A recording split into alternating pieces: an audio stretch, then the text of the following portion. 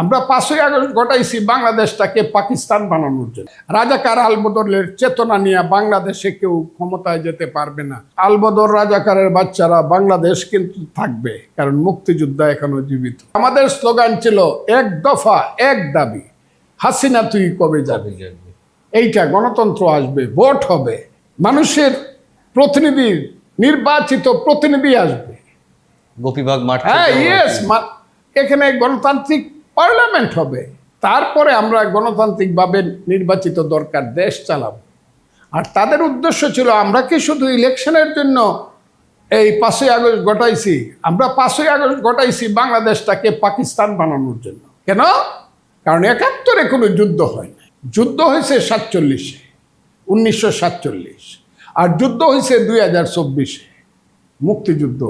আর 71-এ গন্ডগোল হয়েছে। এই তো বলতে শুরু করলো ইলেকশন কি হবে, আগে 71-এর গন্ডগোলটা মিটায় লই। আর পশ্চিম পাকিস্তান, এই যে বর্তমান পাকিস্তান থেকে লস্করে তৈয়বা হাততালি দেয়। এইখানে যে আরো আছে হরকাতুল জিহাদ জঙ্গিরা আছে, তারা হাততালি দেয়। সব জেলখানার থেকে বাইরে আসলো, বলতে শুরু করলো বাংলাদেশ থাকবে না। তখন এই ফজলুর রহমান বলল, এই আলবদর রাজাকারের বাচ্চারা বাংলাদেশ কিন্তু থাকবে, কারণ মুক্তিযোদ্ধা এখনো জীবিত। এই আঙ্গুলটা তুলে বলছে। সেটার জন্য কত অত্যাচার, কত গালিগালাজ আমাকে সহ্য করতে হয়েছে। আমি আপনাকে এই কথাটা বলবো, যারা পাকিস্তান বানানোর জন্য আন্দোলন, তারা হলো একটা গ্রুপ। আর আমরা যে জুলাই আন্দোলন করছিলাম, বিএনপি সহ গণতান্ত্রিক শক্তি, ইভেন কমিউনিস্ট পার্টি, অনেক প্রায় সব দল যারা এখন বিচ্ছিন্ন হয়ে গেছে, যাদেরকে এখন আমরা জিজ্ঞাসা করি না, সেই ছাত্র ইউনিয়নের ছেলেগুলা, সেই সমাজতান্ত্রিক ছাত্রদল যাদেরকে আমরা জিজ্ঞাসা করি না, কই গেছে তারা? এখন বাইরে এসে লুঙ্গির তল থেকে, ছাত্রলীগের লুঙ্গির তল থেকে বাইরে এসে ছেলে পেলে এরা এসে বলতেছে এটা আমরা করছি, গুপ্তভাবে করছি, সুপ্তভাবে করছি বাংলাদেশটাকে পাকিস্তান বানানোর জন্য। এবং এদের চক্রান্ত এখনো কমে নাই। আমার কেন জানি মনে হয় আমার গলাটা শুনলে একটু থমকে দাঁড়ায়। কারণ কি? হ্যাঁ, থমকে দাঁড়ায়। কিন্তু নিরন্তর বাংলাদেশকে পাকিস্তান বানানোর জন্য, বাংলাদেশকে একটা জঙ্গি রাষ্ট্র বানানোর জন্য, বাংলাদেশকে একটা সাম্প্রদায়িক রাষ্ট্র বানানোর জন্য, বাংলাদেশকে মধ্যযুগের বর্বরতার দিকে নিয়ে যাওয়ার জন্য প্রতিদিন প্রতি মুহূর্তে কাজ চলছে। আমরা কেউ বুঝতেছি আর কেউ বুঝতেছি না। এই সময় যে আমাদের কান থাকতে শুনতেছি না, মন থাকতে বুঝতেছি না, চোখ থাকতে দেখতেছি না। আমরা হইলাম একটা বড় দল, আমরা যেন কিছু বুঝি না এরা কি করে। মাঝে মধ্যে যখন বুঝি তখন গালি দেয়, ধরা পড়লে যখন আমাদেরকে ভাই সাহেব ডাকে, আচ্ছা যা যা তোরা তোদের কাজ কর। কিন্তু দে উইল কাম, জিনিসটা প্রকাশিত হয়ে যাবে এবং প্রতিষ্ঠিত হয়ে যাবে যে there will be a war. এইখানে একটা রাজনৈতিক যুদ্ধ হবে, পলিটিক্যাল ওয়ার। যেদিকে দেশ যাচ্ছে সেই যুদ্ধটা হলো মুক্তিযুদ্ধ সঠিক ছিল না ভুল ছিল। 71-এর পক্ষে যারা ছিল তারা ভুল করছিল নাকি সঠিক করছিল?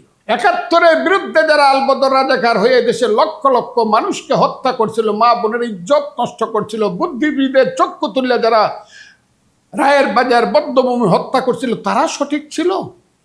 নারা যে মুক্তিযোদ্ধারা মাকে কাঁদিয়ে বাবার বাহুবন্ধনকে উপেক্ষা করে যারা পাহাড়ে গিয়েছিল, দিনের পর দিন মাসের পর মাস ট্রেনিং দিয়েছিল, আষাঢ় শ্রাবণের বৃষ্টি ভরা রাতে বাংকারে থেকে যুদ্ধ করেছিল, পাঞ্জাবির বুকে ট্রিগার টিপেছিল, এরা কি সঠিক নাকি আলবদর রাজাকাররা সঠিক?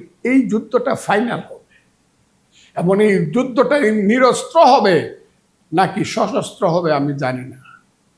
কারণ যুদ্ধের আমি চাই না এখানে কোনো সশস্ত্রভাবে কোনো জিনিসের ফয়সালা হোক। আমি এটা চাই না। আবারও বলছি, আমার দল বিব্রত হয়েন না, আমি সশস্ত্রভাবে কোনো জিনিসই চাই না।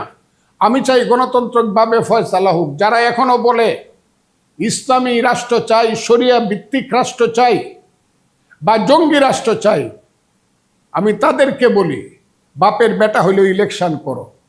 ইলেকশন করে যদি তোমরা 2/3 মেজরিটি পাও, 72-এর সংবিধান ছুঁড়ে ফেলে দাও।